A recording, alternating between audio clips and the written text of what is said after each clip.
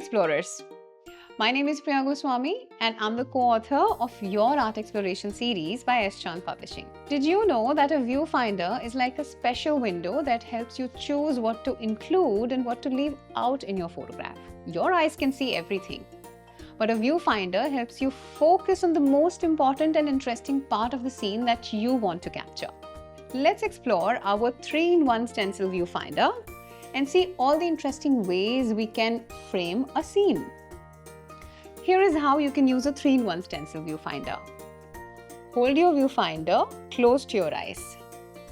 Slide the sleeve up and down.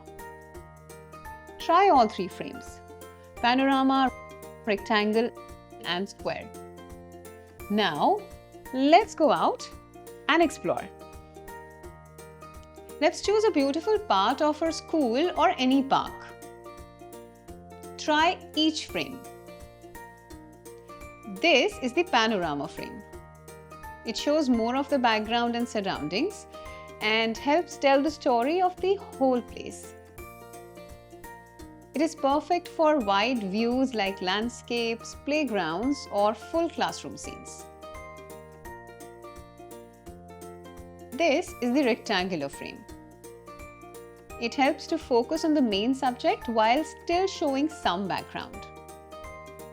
It is great for portraits with some background, still life, and even your storytelling shots. This is the square frame.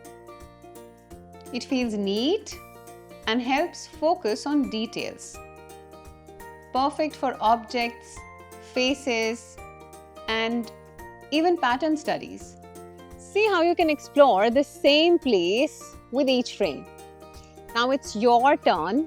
Use your 3-in-1 viewfinder and decide which frame tells the best story. Remember, this viewfinder is just a simple stencil and you get to move around to frame your shot.